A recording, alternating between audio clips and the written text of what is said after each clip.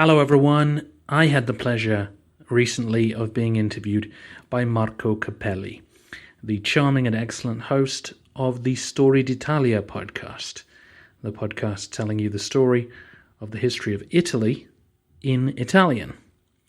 The interview is, of course, in English, and we talk about the relationship between Byzantium and Italy, and that is what's in today's episode.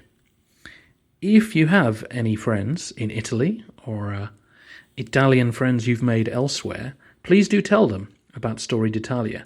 Not only is it an excellent podcast, but it's nice to be able to recommend a show in another language. I've heard from many non-native English speakers that they have to rely on English language podcasts to cover their hobby or area of interest.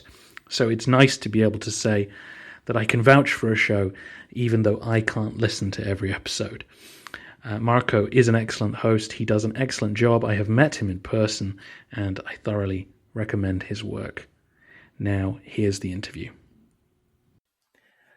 Salute salve and welcome to the history of Italy, in this case in English, of course. It's not the first time actually, Robin.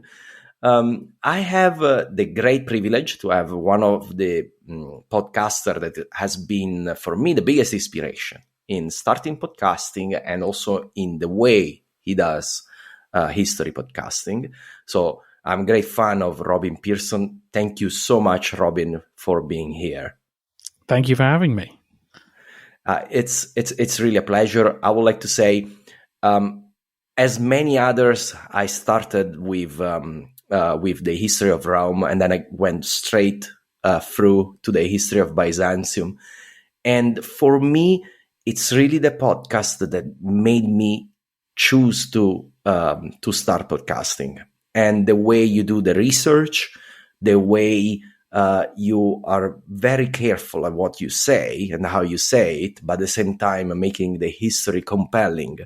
This is for me like a polar star, and I really appreciate for you for all the work that you have done in the past few years, and I can't wait to know more about the Fourth Crusade when you get there, and all the last centuries of Byzantium. And then I know you have a plan to go back, right?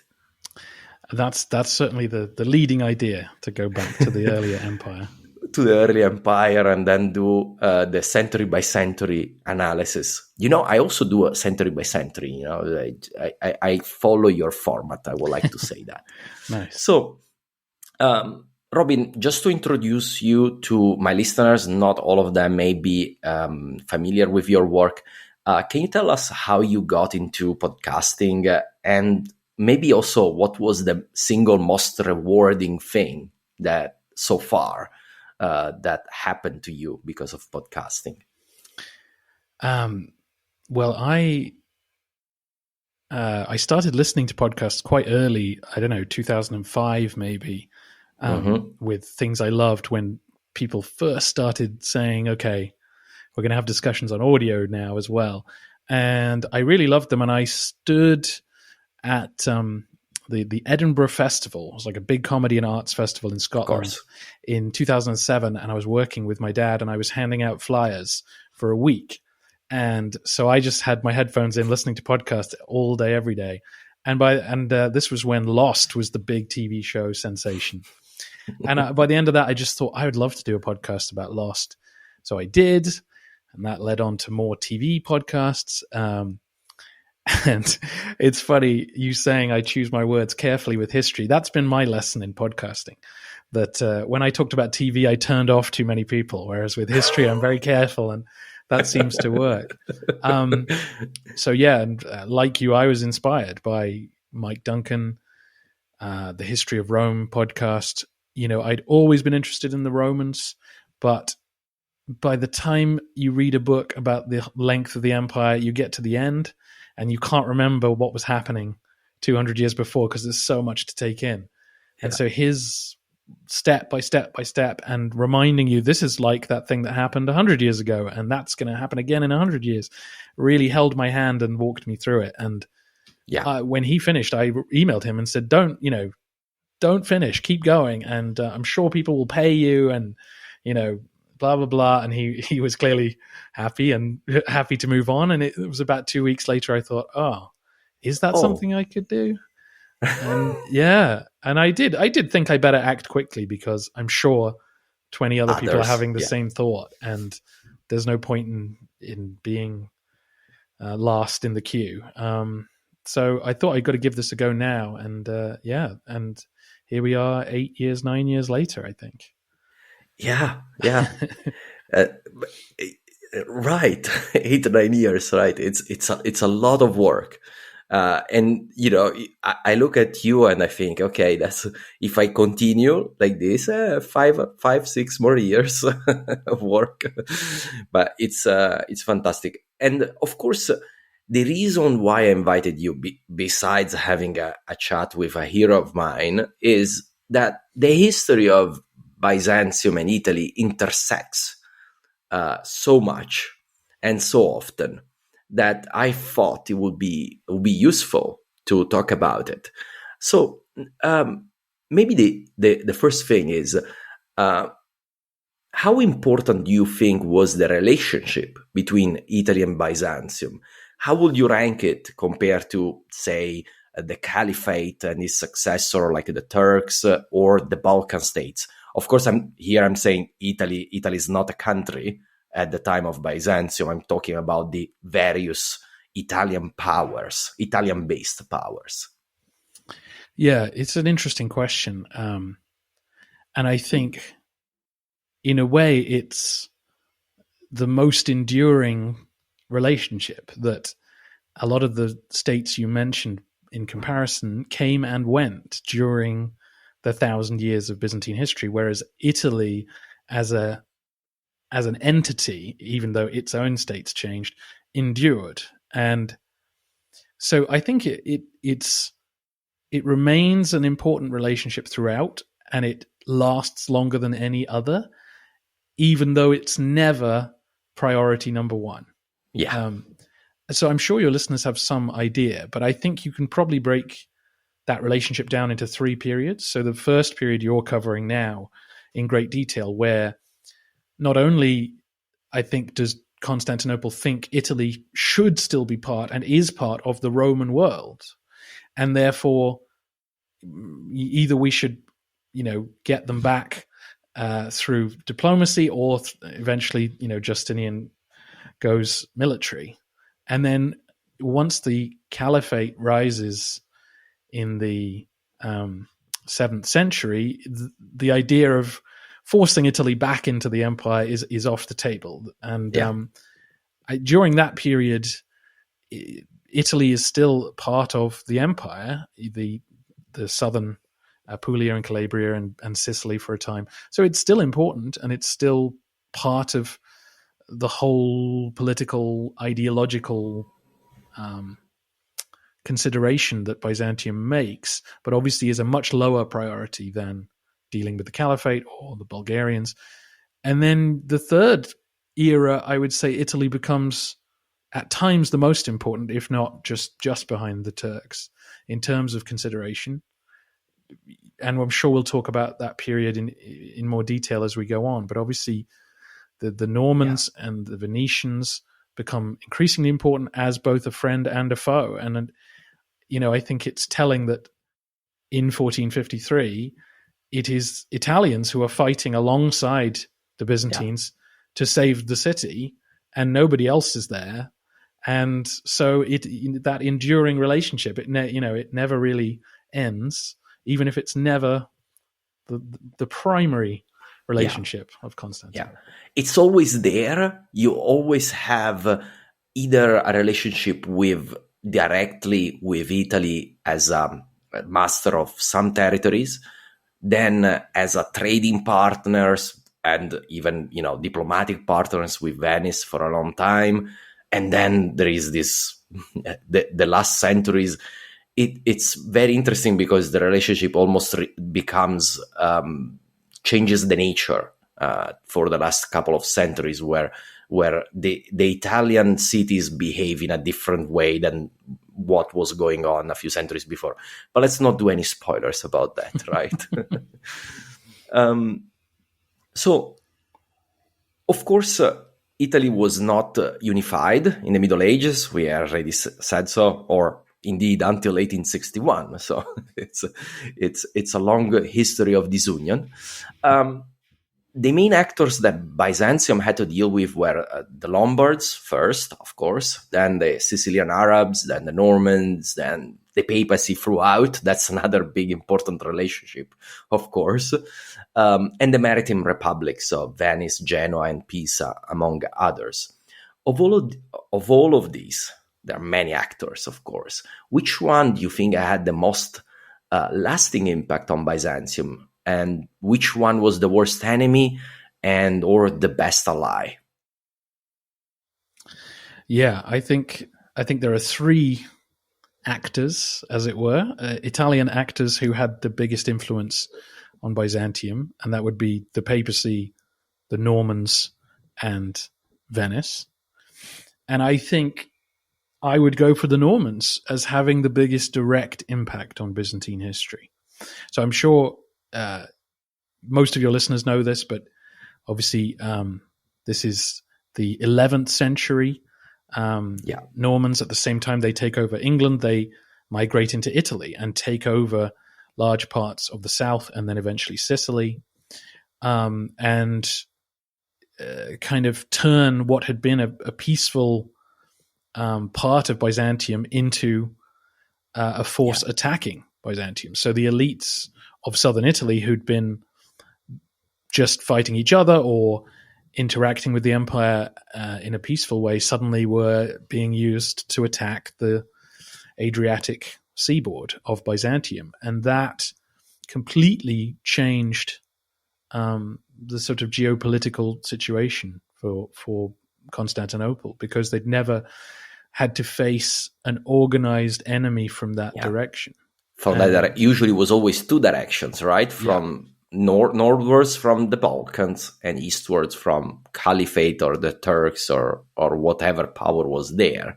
But this is and suddenly worsen the situation when you have three potential sides. You have to worry. Probably two in the 11th centuries at the same time were already too much for the empire, but three was really too much. Yeah, absolutely. And the Normans, as I'm sure you'll cover in detail, they help change the dynamic with the papacy, because the popes need Norman support at times. So the popes begin to say, oh, well, maybe we can support the Normans in attacking fellow Christians because we need to keep them peaceful on our southern border. Yeah, they are our neighbors, very powerful neighbor. And in fact, it's very interesting how in the beginning of the 11th century, the papacy and Byzantium were collaborating to get rid of the Normans. It's when the papacy realizes that it's not going to cut it and that they have to live with the Normans that then things get really difficult with Byzantium, because then it's not anymore the papacy and Byzantium allying against the Normans, it's the Normans and the papacy against Byzantium. Definitely. And I think the Normans are the first mercenary troops who see that you could peel bits of Byzantium off and break them down. And no Western European mercenaries had ever done anything like that before. Yeah. And I think that's possibly, obviously eventually someone would have done it as Byzantium grew weaker, but I'm not sure other European countries would have thought like that at the time. No. I think the Normans had a particular culture of acquisition and aggression. Yes.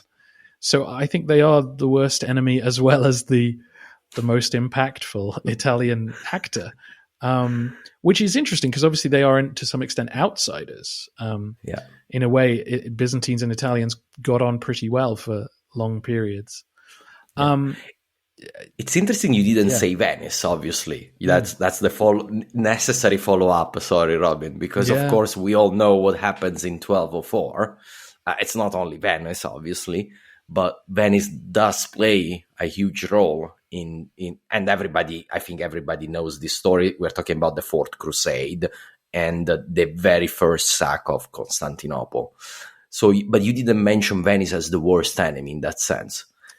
I think I know why, but I want you to say it. Well, I think it's just mainly because of I think the Normans lead the way. I think the Normans changed the culture. And of course, Venice is brought in by Byzantium to fight against the Normans. So it's ironic, as you're suggesting, that the Venetians are in a way the best allies.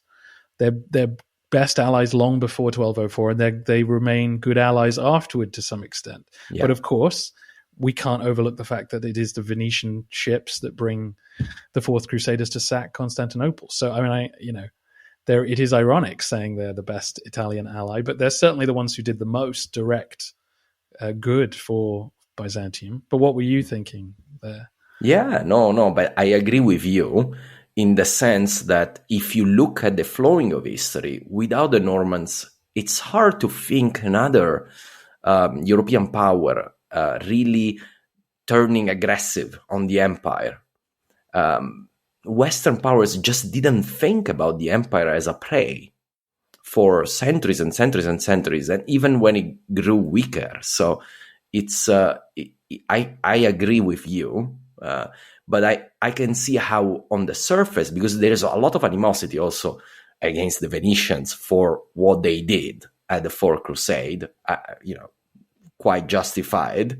But it's true that relationship, barred that period of time, it was usually very important and very beneficial to Byzantium for a very long time. I mean, the Venetians, I read a history book from a Venetian historian, and he's saying it's incorrect to say that Venice was dominated by Byzantium during the first centuries. It was a Byzantine city. So in that sense, and the birth of Venice is Byzantium, and it remained interconnected with Byzantium until the 11th century in some shape and form. Of course, in medieval history, there's no such thing as clear-cut independence or clear-cut. It's always a ranking of powers, right? So Venice was sort of a vassal state for a while. Then it became kind of allied, but of course an equal ally. And then it becomes an equal ally, let's say the equal alliance in the 11th century, because of the threat of the Normans, which was a big threat for both. So I do agree about that. Eventually, when the empire and Venice patched up, actually it was, again, you could say, was beneficial relationship with Venice and the other maritime republics like Genoa, although it was also a race to peel off a little bit pieces of the empire when they had the chance. So it's a very complex relationship that it's not easily explainable with just one phrase, I think. In a way, it's a testament to how deep the relationship was, that it's not possible to do so. Yeah. And I mean, not to go into too much detail, but it is worth remembering that from the Venetian point of view, they were sacrificing their lives to defend Byzantium. So they felt quite strongly that they deserved a recompense. And then shortly before 1204, the Byzantines massacred a load of Venetians. So it's that thing where, as we all deal with, your perception of migrants in your own country is very different from the perception of the home country of those migrants, and so on. So, it's not like everything was fine and then Venice turned on Byzantium. There was a lot of back and forth. Yeah, a lot of back and forth. Just to answer your question, of course, you can't overlook the papacy when you're talking about lasting impact on Byzantium. I'm going to say the Normans more direct. We should say, of course, you can make an argument for the papacy. They're there from the beginning to the end. They're the ones who start commissioning crusades and so on. But I'm still going to vote for the Normans and the Venetians to answer your question. No, but the papacy, it's such an interesting story, because I think the papacy also tried to remove the fact that there was such a thing as the Byzantine papacy, where when they were one of the most important bishopric of the empire, and that was it.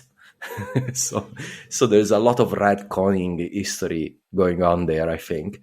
But it is very interesting to see. In a way, it surprises me how long more than when it breaks up finally with the Great Schism, but it surprised me knowing the story of all the small little schism in the way.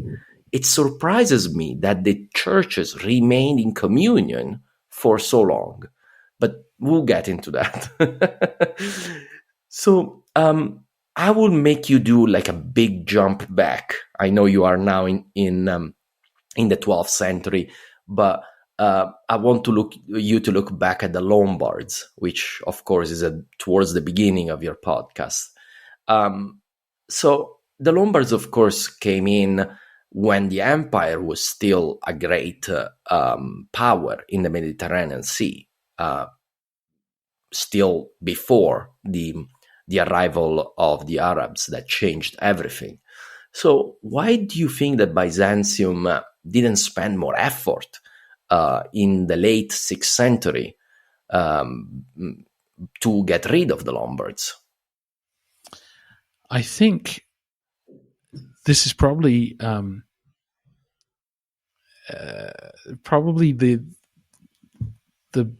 view from Constantinople, I think, was usually that mounting a campaign in Italy was too expensive and too difficult.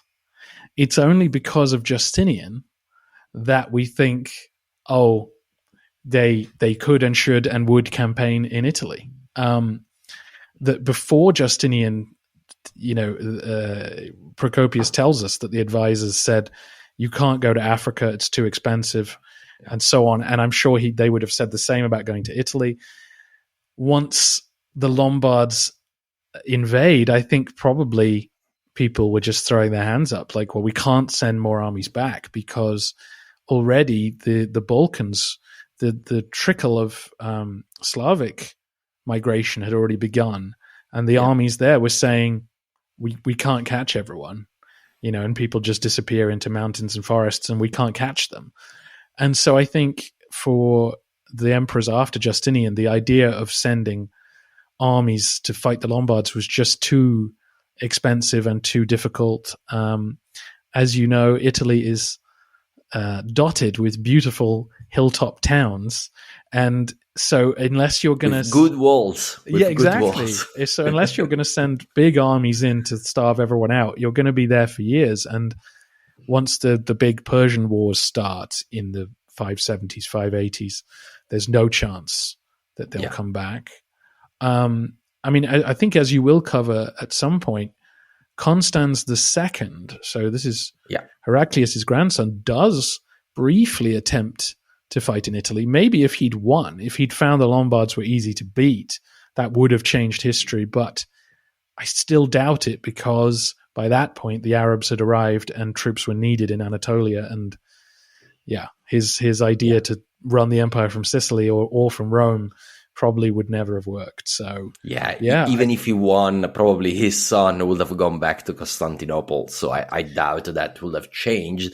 Though, it's a very unknown fact that a Roman emperor actually came back in the 7th century to fight in Italy and briefly held court, for several years, held court in Syracuse. I was talking to people in Syracuse, and I was saying that to them and saying, what you're saying? The Byzantine emperor here?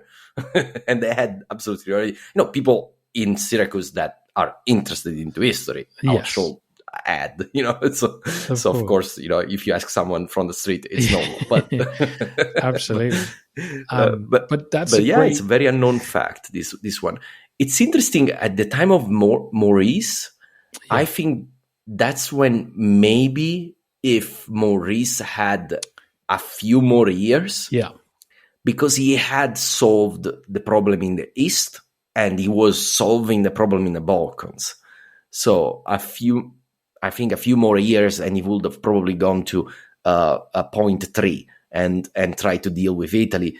The fact is, the interesting part maybe is also that the Byzantine anyway kept enough troops to hold on what they had and not give it to the Lombards as much as possible. It's a very slow burn process, the Lombard advance, because of what you said, lots of hilltops, towns to conquer.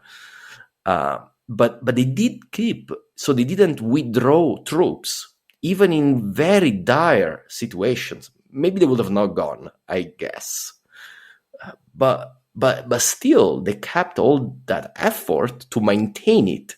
So it seems kind of maybe this isn't a question, I didn't send it to you, but this sounds a little bit counterintuitive that you will do so when you are in the 7th century and in the 8th century, it's such a dire situation. I mean, I imagine after a generation or so, you're just recruiting locally. Yeah, and that's true. Your taxes are just paying locals to defend your cities rather than troops you could be using somewhere else, at least the majority of them. It's a really interesting one. I mean, I think the answer, it really is that Justinian is the exception here, and that's why if other emperors had come through, there may have been no reconquest in Africa or Italy, and it would have been all done through diplomacy. And the question that never, I think is always hanging out there is, if, say, the Lombards had never come in, can Italy be run as a peaceful province from a distance? Or do you just get an emperor in Italy going, well, we'll just be independent then? Yeah. And that's always a problem for Byzantium. They never really are able to run huge areas as their predecessors had done under one ruler. There's always a feeling that, well, if we conquer Syria or Armenia or Italy, someone there will just set themselves up as an alternate emperor. We won't be able to run it peacefully. And I suspect that's what would have happened. Of course, Belisarius, the Goths said to Belisarius, why don't you just become emperor? They offered him, right? Yeah. They offered him. So there was a sense there, if you conquer Italy, you might as well just run it for yourself. Why do you have to obey to some guy in Constantinople? What he's going to do? Send another huge army after this one? And it's very interesting. Also Maurice apparently had fought, or even Tiberius, I think, had fought to split the empire and have again a Western emperor. I think probably, I don't know, it's hard to say, but probably when you have somebody in the place, running the place, it usually is able to manage the defenses better. But Italy, by the time of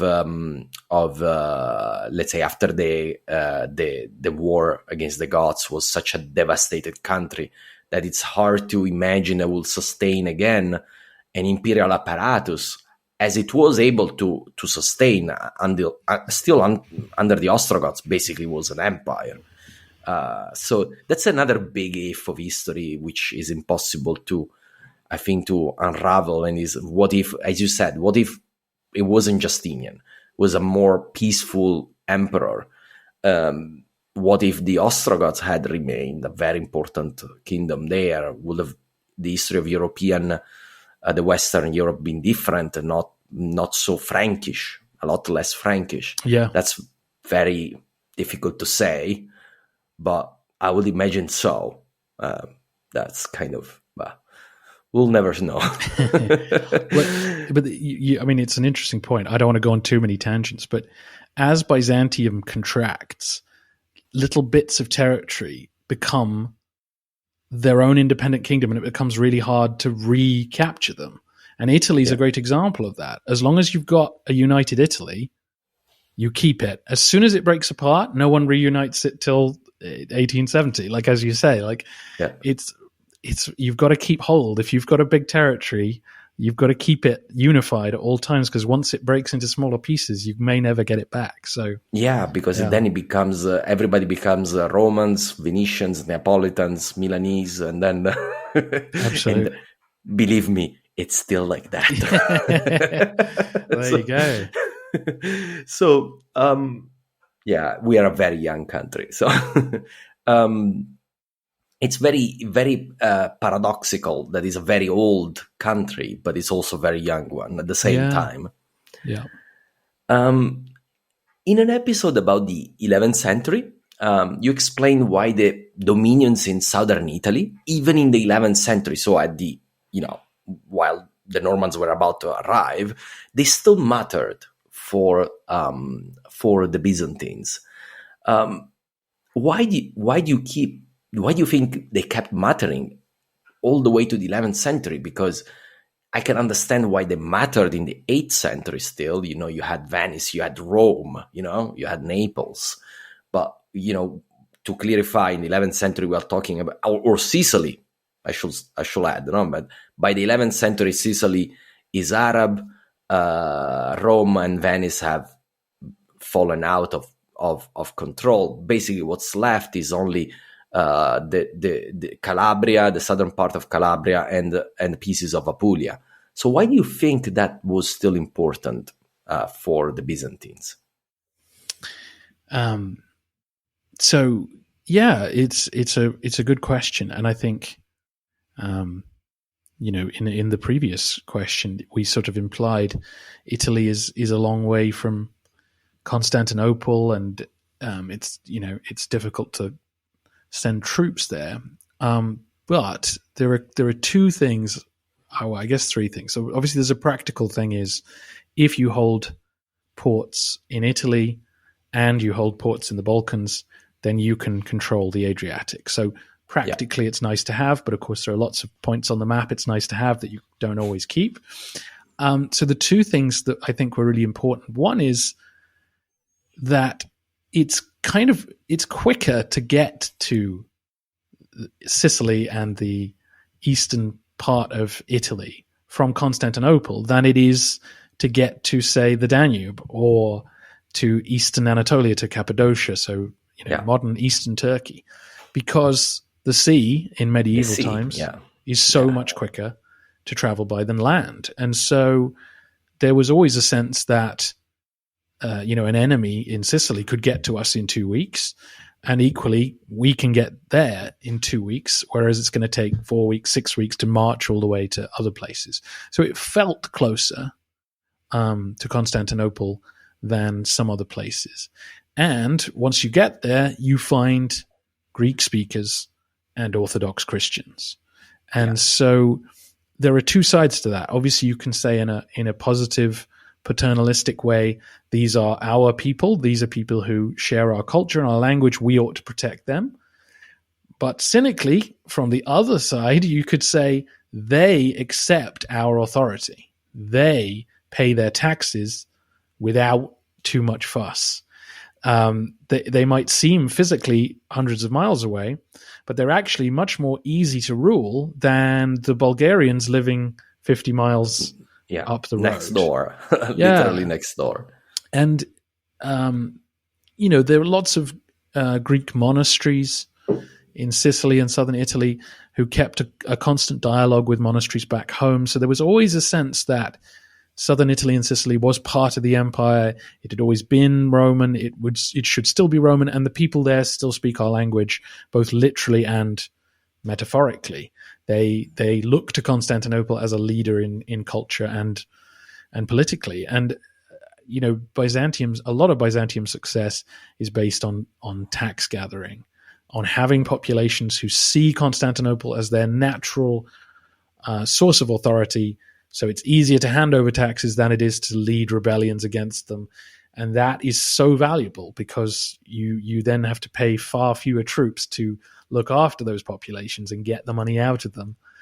And so the cynical side would say, that there are people there to tax, so we need them. So I think it's that combination of strategically, it's a good place to hold, stops people coming from the West.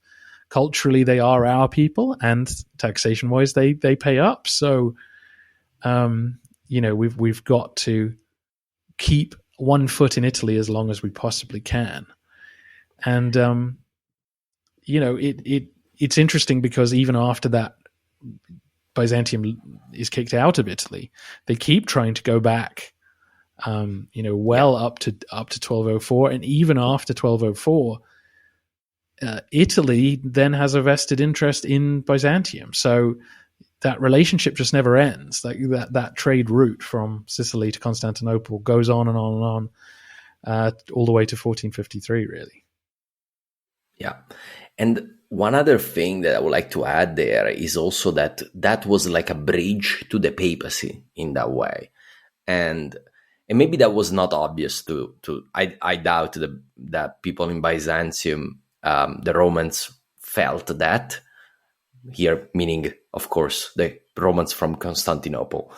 But I think they realized that was important when it was lost, because that's when we have then the papacy turning on Byzantium, like we alluded before, when the Normans really become like that break between Rome and Constantinople that probably was never there before. There was always some way. But that's really like breaking that link. And quite at the same time, we have the break between the two the two sides religiously. So I don't know if it's caused, but definitely didn't help to patch it up, the fact that they were separated at a certain point. So the relationship with the papacy, and here we move to the papacy, of course, was very complicated. The 2 centuries, between Justinian and the iconoclasm, so the papacy largely, I will say, under the authority of the Roman state. There were frictions, but largely under the authority. However, from the 8th century, the alliance with the Franks brought the papacy in the sphere of influence of the Carolingians and their new Western Empire. So why do you think, and this is something that really puzzles me, why the schism didn't happen then? Because that seems also like a big breaking point, when the papacy turned Frank.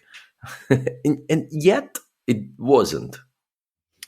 Yeah, I think the answer to that is that neither side wanted a schism at any point, really, because it depends how you define a schism. But ultimately, you're moving towards saying you are heretical, and once you say that, it's quite hard to then row back and say no, you're not. We're all on the same page, and so even though the papacy moves towards this alliance with Charlemagne and his successors, I think they are aware that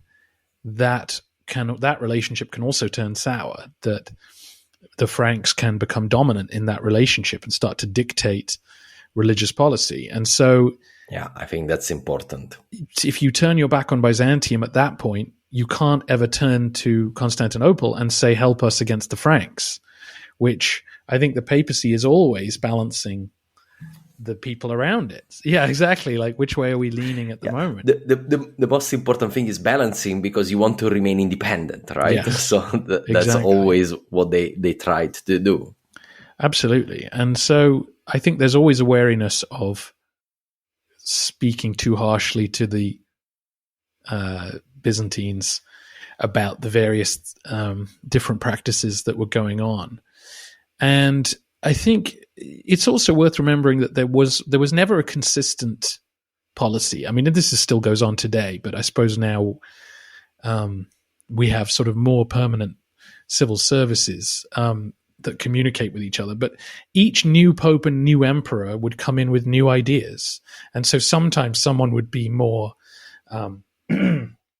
aggressive in their negotiations with the other side, but often the new pope would say, I want to undo the bad blood of the previous relationship and make things good again, because I want your support. And so that kept happening. Something would blow up. And as you said, you look at it and go, well, why didn't they fall out then? But you realize people die and people change policy. And then the next person goes, I don't want conflict. I'm trying to bed in and maintain my position. So I want good relations with everybody. And that kept happening.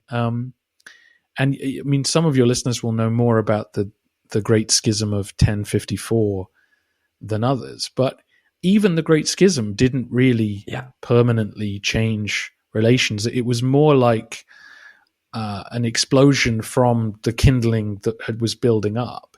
But 50 years later, when Alexius and Pope Urban planned the First Crusade, the Byzantines say, we've forgotten why we're not, putting your name in the liturgy. On the diptychs. You got the diptychs, exactly. So, that's, people's memory and people's record keeping allowed these things to get swept under the carpet. I think that's part of the reason. This is a very interesting point, that we have to imagine that the medieval world doesn't have the mastery of information that we have, and things are always complicated to pass on. So that's an interesting point. It's also interesting to see how these ebbs and flows continuously, and you have iconoclasm, then it's not there anymore, so we are all at peace now. But then there's iconoclasm again, and then peace again. So it's a very, very fascinating relationship, I will say. Covering it from the point of view of Italian history, I really like to cover all these things, because it just seems these relationships that it's fraught, but as you said, neither sides wants a clear-cut break for a very, very, very long time. And we can see why, as you alluded, because then it's very hard to put it back. And in fact, it was never put it back. I mean, now we are more accustomed to having a lot of denominations, Christian denominations, but that was not the case in the medieval world.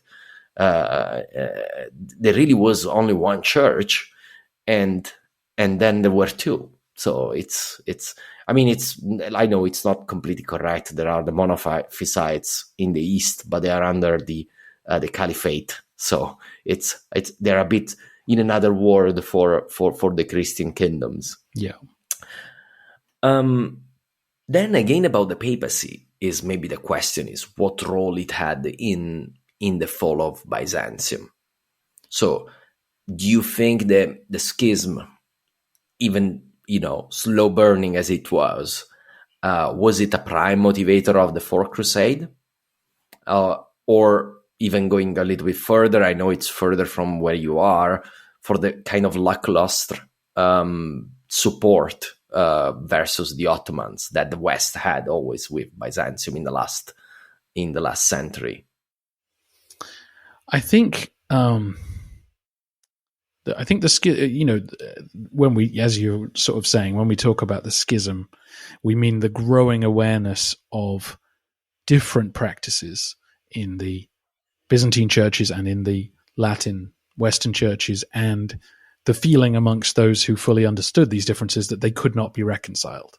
So what do we do about that? Either they change, because we're not, either they change or they're heretics, was basically what was said by some clergymen. So this was bubbling under the surface. I think probably that it was never a prime motivation. As you will cover, I'm sure, the papacy began to change its relationship with the secular states around it in the 10th and 11th centuries. The popes began to grow in confidence in what they could ask secular princes to do in their name. And so they began to offer indulgences, forgiveness of sins for people who would carry out violence in the name of the papacy. And this is obviously what led to the Crusades and to some of the campaigns against the Spanish Muslim state, and so on and so on. And as we talked about earlier, also backing the Normans, who were sort of a direct threat to Rome itself. And so the papacy began to lean towards commissioning campaigns against Byzantium during this period. And I think that was usually done for political reasons, but the schism that was growing was a handy tool to use when trying to justify why you were supporting Norman aggression. And I think the Fourth Crusade was more of an accident, really, in what happened. But the papacy, once you create something like the Crusades, you're on a slippery slope to saying, anyone is a justifiable target now. Because if this campaign is really commissioned by and supported by God, then anyone who opposes it is opposing God. And whether that's the actual logic that convinces individuals to action is less important than the principle that a successful crusade should not be opposed. And therefore, if the Byzantines are standing in our way, we're justified in squashing them. And so I think that the schism is under the surface of that, but I think it was more just the way things played out that led literally to the Fourth Crusade itself. I don't think the Pope... It's more politics. What you're saying is more politics wrapped maybe in a religious justification. Yeah. To summarize it. I don't think the papacy wanted the Fourth Crusade to sack Constantinople, for example. No, that they didn't. That's so true. You know what I mean? They did not. I'm sure they did not say to the Venetians, you're justified in attacking the Byzantines, their capital. But they had spent centuries implying that Byzantine words were not as valuable as Catholic ones. So that, it's an undercurrent, I would say. Yeah. But also, I will say, you will cover it in the future episodes, in the last centuries where basically kind of one of the conditions of support from the West was always accept Rome supremacy. And that's really when I think also the schism played that role of potential break between West and East to reconcile, and it will, I guess, helping the Byzantines.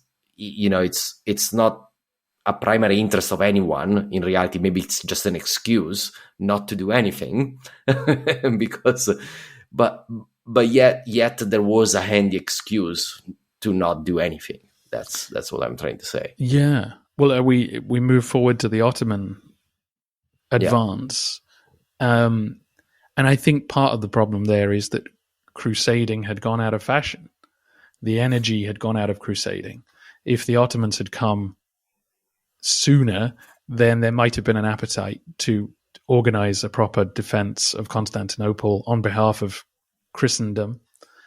But I think by then that idea was just not possible anymore. And since Byzantium by 1453 was such a weakened state, I don't think there was as much motivation to help defend it. Western Europe was strong by that point and busy fighting each other.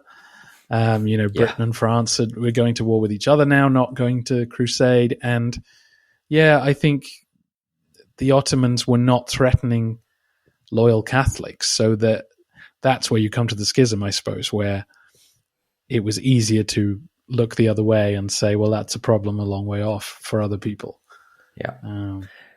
I'm telling you that because, as an Italian, then Italians learned how valuable that city was until it was there in the following century, where, I tell you something that's probably, it's not very well known, but in Italian, there is an expression like mamma li turchi. It's like saying, the worst thing that could happen, the Turks are coming. And there was you get the sense in the 16th century, so beyond the scope of your podcast, that was a very real threat in the 16th and 17th century, and until Byzantium was conquered, that was not the case. So, and then you get to the way where then finally the papacy had to organize a sort of a crusade, which was the one for the Battle of Lepanto, in very important for Mediterranean history, but at that point all they could do was to stop the tide at best. A few decades earlier, they could have taken actions, but of course nobody has a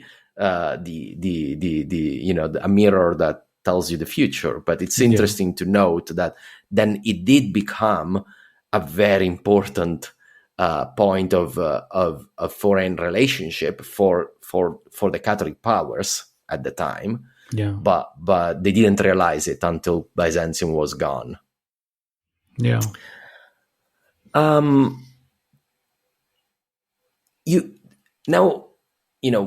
One of my favorite part of your podcast is the First Crusade. I suggest, if you haven't heard anything about Robin's work, just go and listen to the episodes about the First Crusades. Preparation, execution, they're just great. But is there... Okay, we know that the First Crusade started, as you very clearly explained, and maybe you can go through quickly that train of thought, started really as a mission to help Byzantium, then sold to conquer Jerusalem, but probably nobody believed that they would ever get there. but then it ended up putting another alienation between East and West, very important. Is there a parallel world, in your opinion, where it could have happened differently, could have gone in a way that it strengthened Byzantium without alienating the West?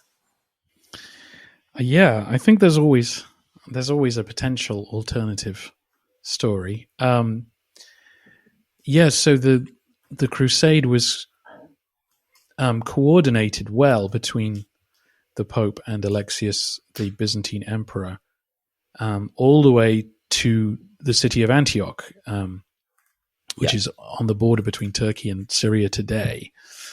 And the Byzantines at that point got the crusading army to Antioch and then kept feeding them from Cyprus, sending ships to Antioch, but withdrew their soldiers because it was looking pretty dire. The siege lasted a couple of years, and eventually the Crusaders did take the city and, understandably in a way, said, well, we're not giving it to Alexius because he abandoned us. His troops weren't here. And, that's an argument for another time. But this led to ongoing conflict between the two sides. And I think even if 50 years later Antioch had returned to Byzantine hands, it's possible that the later history of crusading might have gone better for the Latins, because they might have had active Byzantine support.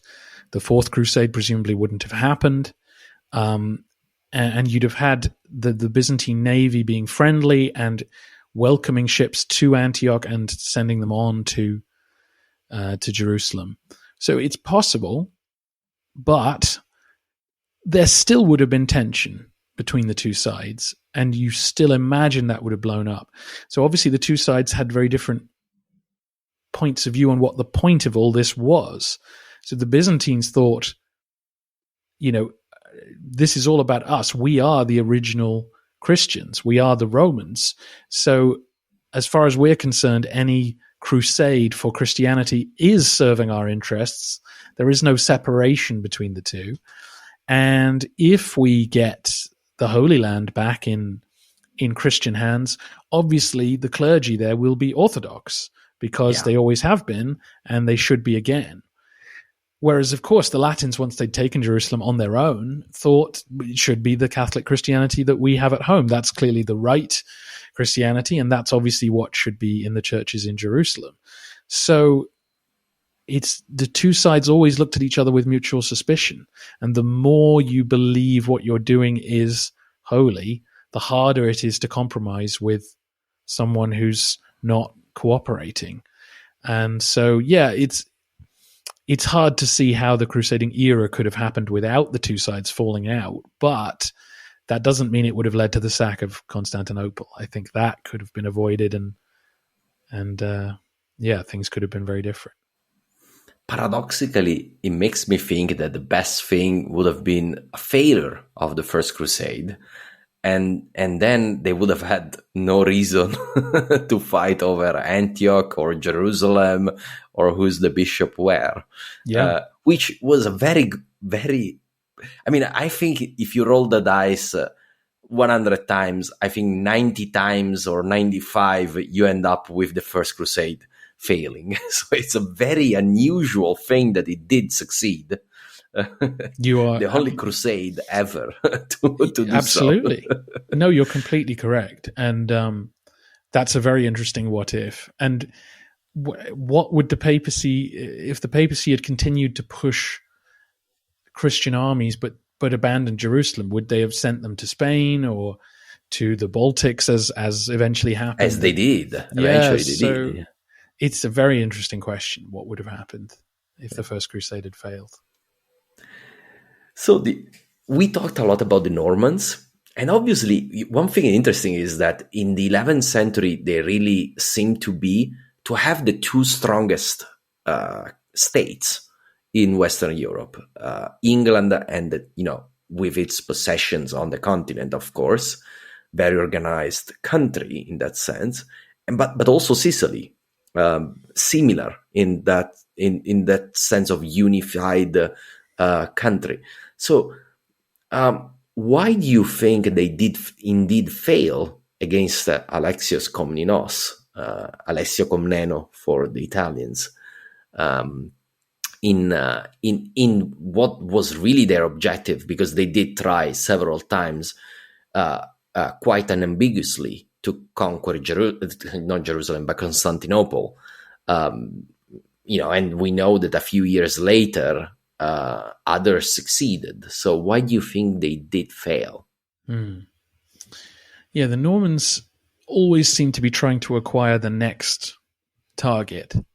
And so for them, if they could capture the Balkan ports of Byzantium, they would then control the Adriatic, and then they've got options. And so they never really got to Constantinople, but it was always assumed that would be where you'd go if your Balkan Empire succeeded in being created. So I think, as good as the Normans were, they were always trying to find an advantage. The Normans I don't know enough about business, but I always think the Normans really lend themselves to some kind of aggressive market capitalization firm today, trying to find a big, weak company and take it over, or, break it up or something. And so they, were taking Italian troops over to the Balkans, and I think hoping that Byzantium would crack, that maybe the Byzantines would fall into civil war and they would be able to pick up easy conquests. Instead, Alexius, despite losing several battles, stayed in charge. And so what happened is the Norman troops were unable to, multiply. They kept dwindling while Byzantium could go back home, raise a fresh army, come back, fight again. And there weren't more people in Italy signing up to go to conquer the Balkans, whereas the Romans could bring people over from Anatolia and from the islands and recruit more people in the Balkans. So eventually the Byzantines just had more resources. And I think as long as the Byzantines were united, the Normans were going to struggle, because taking Constantinople was always virtually impossible unless you had a navy. Famously, the triple land walls are almost impossible to climb, but the sea walls are just a single wall. A single wall, and much less impressive. So the key for Byzantium was always to maintain that balance of power where they were the biggest dog in navy-wise in the Aegean, which is a good transition to the next question, because the point is, at a certain point, the Byzantine thought, we don't need such a strong navy after all. And this seems to be, let's say, peculiar, because it was so important. It was their second and third wall on the sea, right? You had three walls towards the land, but your second and third is your navy. So how that happened and why they didn't try to rebalance the power versus the Western powers before the Fourth Crusade. I think with the Fourth Crusade specifically, the government had collapsed, and so the money and the organization wasn't there. 30, 40 years before, under Manuel Komnenos, the navy would have been adequate to defend Constantinople, if not further out. But to expand your question, I think, why is the navy not a bigger deal in Byzantium? Why does tiny Venice or tiny Amalfi or wherever have bigger navies than Byzantium seems to have at times? And I think this goes back to Roman culture. I think this is Italy's fault, because I think it goes all the way back to the Republic, which is the Romans don't value sailors. You go through all the Roman histories and then the Byzantine histories. Very rarely does anyone describe a sea battle or say this was the greatest admiral we've ever had. It was always armies, generals. Armies. That may seem very strange for a Brit, right? Where you have your admirals on the pedestals, right? Yeah, that's very true. Very true. And so it's sort of a cultural snobbery, because the Roman Empire was built on the Mediterranean. As we talked about earlier, you can get from Egypt to Italy in a few weeks, and therefore the empire is possible. And yet the navy is never a source of power, never a source of political glory or pride. You don't go around Constantinople beating your chest and saying, I'm a sailor. Exactly. And I think this is pure snobbery, because it was, and this is quite familiar in Britain, aristocratic culture. A gentleman earns rent from the land he owns. He doesn't work. So even if you are a rich merchant, it's not seen as, wow, like we do today with business people. Oh, you've really rags to riches. You've earned, you've worked. It was, you had to work for your money. How undignified. Why didn't you join the army, lead an army, get rich that way, buy land, and then live on your land? Exactly. And this is, it's very ironic that indeed it was Italy then developed seafaring city-states. But again, that boils down a lot on being very small without a real land to fall back on. So, if you've been to Venice, I imagine you know how it is. And they didn't control, for most of their history, they only controlled the marshes around Venice. They didn't go inland very much. Eventually they did, but for many centuries they didn't. And if you go to Genoa, you have mountains right behind the city. There's nothing. There's no land in that sense. I mean, there is land, but it's all completely mountainous in, Cinque Terre style. So those cities, they really, if they were part of a bigger state, they could, of course, interact with the other parts of the bigger state. But when they became independent, then they had to live off the sea. And they became good at it. Also, they had to clear the Western Mediterranean Sea from Saracens that were dominant in the High Middle Ages. So they had also to get good at sea battle. Yeah. So I can see how that's kind of a knowledge that's hard to build in Byzantium. And also, you had all these merchants that could be turned into captains of, as it always the case, they could turn into captains of the navy. Exactly. Well, this is the thing. So obviously Byzantium did have lots of ships and lots of people who were independent merchants, but they were not centralized and given political support as the Italian maritime states did. And as you say, when war was threatening, the government would round up the merchants and say, okay, we're requisitioning your crew and your ship and we'll build new ones. And now we have a fleet for what we need it for, but we won't maintain that fleet because we're spending all that money on the army. So when the danger disperses, the fleet disperses. And so what happens in 1204, I think, is because politics has collapsed and civil war is brewing and all this, no one has the money to repair the navy. So you are left saying, well, why didn't they have this big centralized navy? Well, that would have been very expensive and inevitably a source of political a threat. If you keep a big navy in the harbor, then surely the admiral is going to seize the throne at some point. So you don't want them hanging around. So yeah. Also that you already have enough actors with the generals. Exactly. So this is a very peculiar question.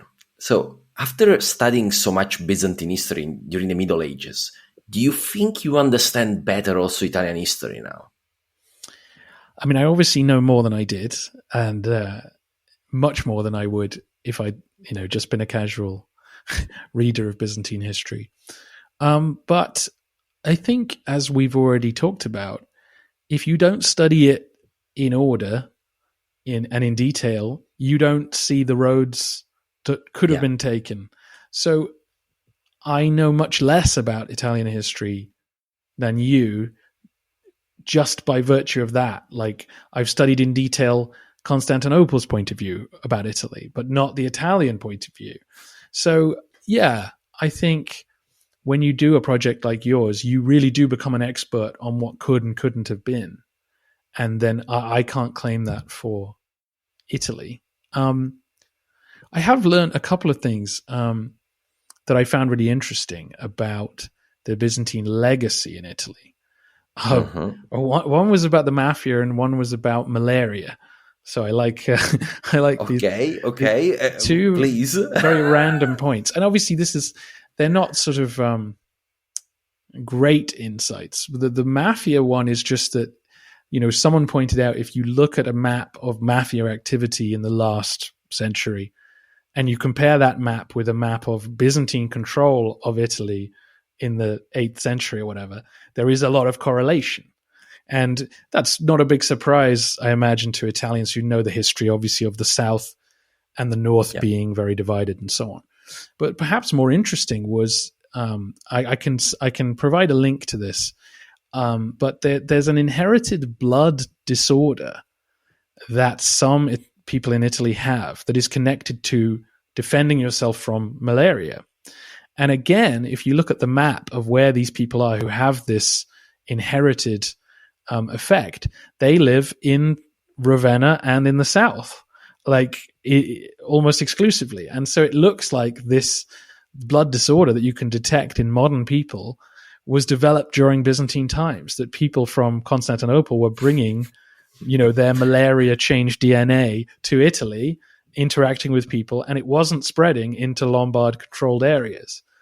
And that's like a really interesting thing that I would never have thought there'd be a sort of Byzantine legacy in Italy. I can tell you a couple more things. Yeah. So the first one is, there is a region in northern Italy called Emilia-Romagna, where Emilia comes, of course, from the Via Emilia, one of the most important Roman roads connecting Rimini with Piacenza, so going towards the north. And this was very important at the time because it connected to the Flaminia that went then to Rome. But Romagna sounds like Romania, no? Like the land of the Romans. But they're not the ancient Romans. It's the land of the Romans because that's the exarchate. So Romagna is the actual exarchate. So it's the land of the Romans in that sense.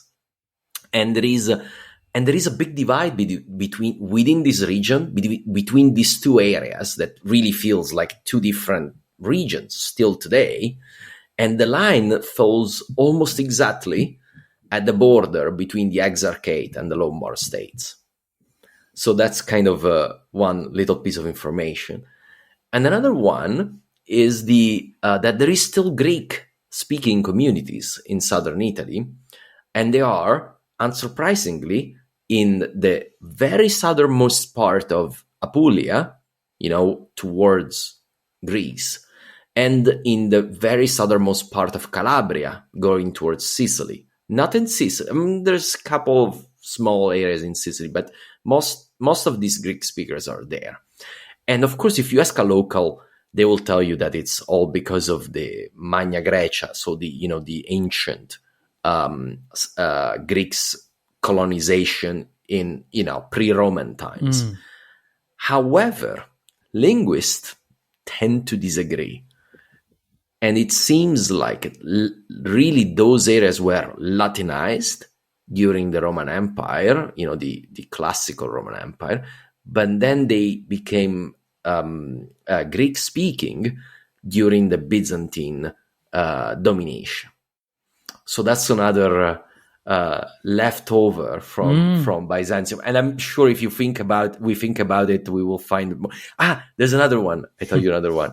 Sardinia had a history of giudicati. Giudicati were basically this that nobody knows where they come from, but they were like 4 states that developed quite organized for high Middle Ages. They had kind of a sort of parliament, and they were in the 4 main areas of the island.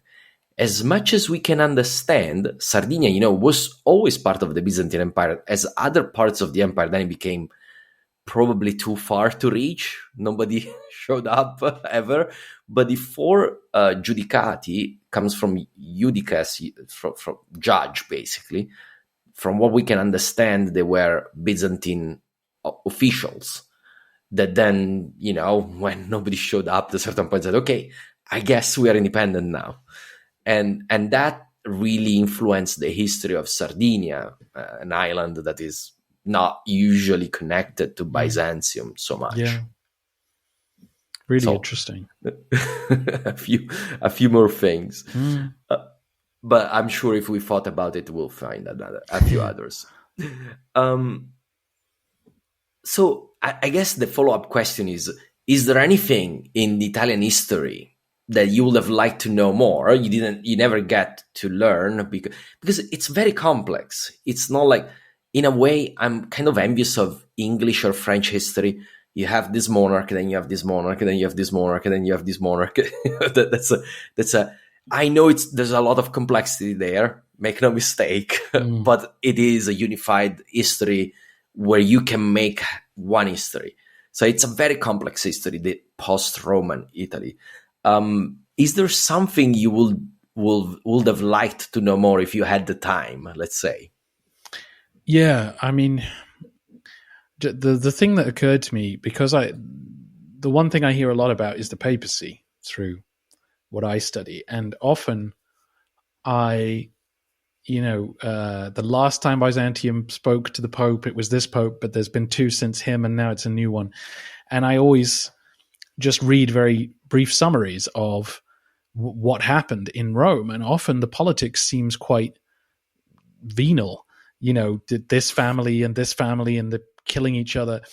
And I'd be very interested to know more about, and of course we probably don't know, but what did local people think? I mean, literally people in Rome, about the Pope being God's vicar on earth, chosen by God, but seeing for their own eyes the very unchristian acts being done by their local aristocrats to secure power.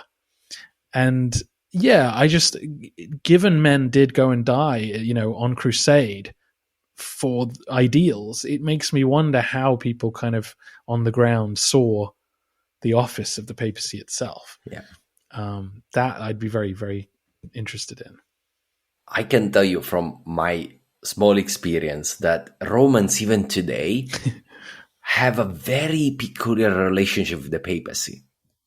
So even today, they know more. I mean, they know people in Curia, they know people there. So it's very difficult to explain how they can be completely cynical about the institution. But when the Pope speaks from the pulpit, he is the Pope. And that's you have a very good point there. It's very hard to explain. I'm not Roman myself, but I see it. and I will say it could be extended to Italians in general, to a point. But specifically Romans, as you were saying, they really have a very first-hand, it's the guy that speaks every week from the balcony. You can walk there and go and listen.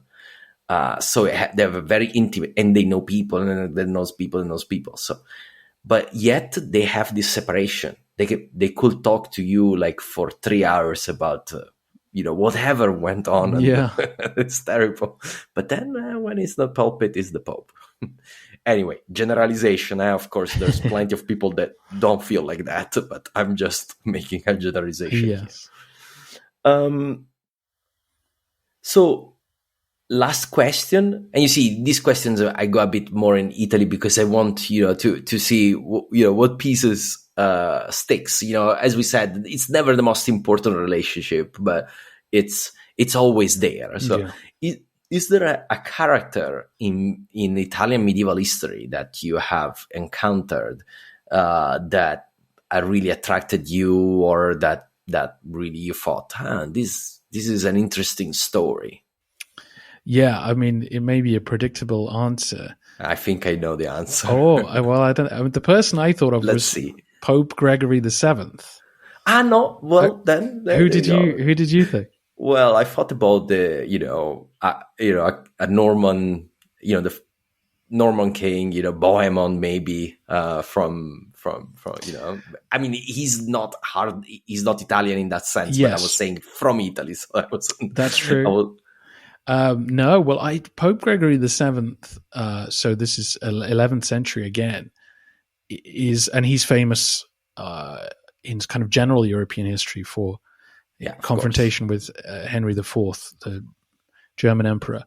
But he was a key driver behind the Crusades.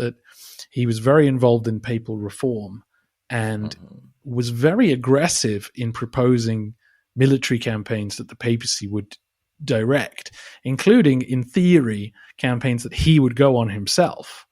And he went from kind of suggesting the First Crusade long before the First Crusade actually happened.